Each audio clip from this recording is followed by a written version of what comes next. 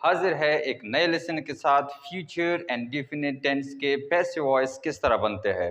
तो आज की क्लास में हम टेंस नहीं पढ़ेंगे बल्कि इसके वॉइसेस पढ़ेंगे। पहले हम पढ़ेंगे इसकी तीन जो स्ट्रक्चर है वो, उसके बाद एक्टिव टू पैसिव कुछ एग्जाम्पल है वो पढ़ेंगे, और लास्ट में उर्दू के कुछ सेंटेंसेस मैंने जो लिखे हैं वो हम कन्वर्ट करेंगे इंग्लिश में। तो पहले देख ले स्ट्रक्चर। ये तीन स्ट्रक्चर है: ऑब्जेक्ट, विल बी, वर्ब की थर्ड फॉर्म एंड सब्जेक्ट। तो पैसिव वॉइस बनाते वक्त आपको सिर्फ ये बी जो है अपने तरफ से इसका इजाफा करना होता है। नेगेटिव की है ऑब्जेक्ट, विल के बाद यानी ये बी और विल जो है इसके दरमियान हम नॉट लगाएंगे, वर्ब की थर्ड फॉर्म और सब्जेक्ट। इंट्रोगेटिव विल से शुरू होगा, विल, ऑब्जेक्ट, बी, वर्ब की थर्ड फॉर्म एंड सब्जेक्ट।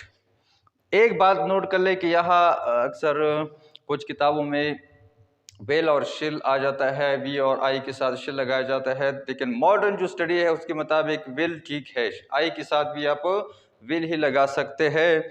एक इसका इस्तेमाल है जब किसी चीज़ पर, किसी काम पर हम ज़्यादा एम्फसाइज करना चाहे तो वहाँ हम शिल लगा सकते हैं, लेकिन अगर ये यहाँ विल हम लगा भी ले आई के साथ तो कोई फ़र्क नहीं पड़ता। अच्छा, पहले देख ले एक्टिव टू पैसिव कुछ सेंटेंसेस है।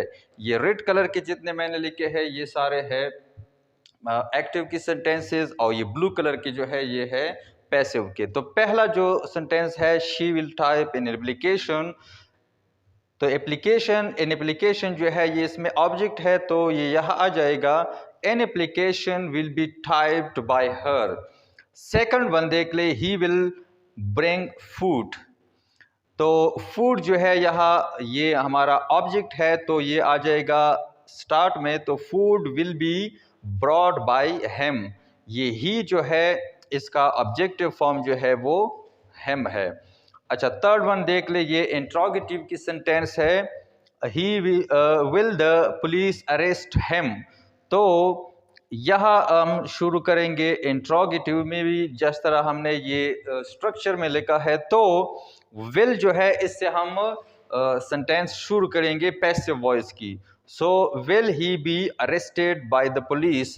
तो विल जो है ये स्टार्ट में इंट्रोगेटिव के लिए लगाया जाता है, और ही जो है हमारा ऑब्जेक्ट है, और बी अरेस्टेड जो है हमारा ये वर्ब है, participle form by the police. तो ये तो हो गई एक्टिव टू पैसिव सेंटेंसेस। अब हम करेंगे उर्दू की जो यहाँ हमने लिखे है ये हम ट्रांसलेट करेंगे इंग्लिश में। तो हमें दावत में बुलाया जाता है, इसकी हम लिखेंगे इंग्लिश। तो we will be invited to the party. We will be invited to the party.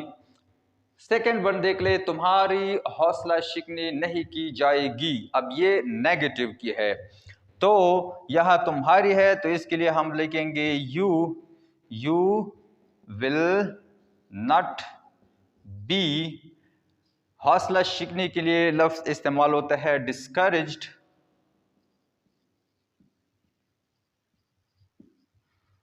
तो you will not be discouraged. क्या कहवा पिलाया जाएगा? लास्ट वन ये इंट्रोगेटिव की है, क्या कहवा पिलाया जाएगा? Will the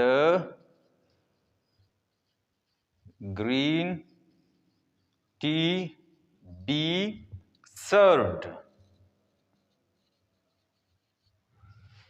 will the green tea be served. तो ये हो गए उर्दू टू इंग्लिश, और इससे पहले हमने एक्टिव टू पैसिव कर लिए, और इससे पहले हमने ये तीन स्ट्रक्चर जो तीन स्ट्रक्चर हमने लेके थे, पॉजिटिव, नेगेटिव एंड इंट्रोगेटिव।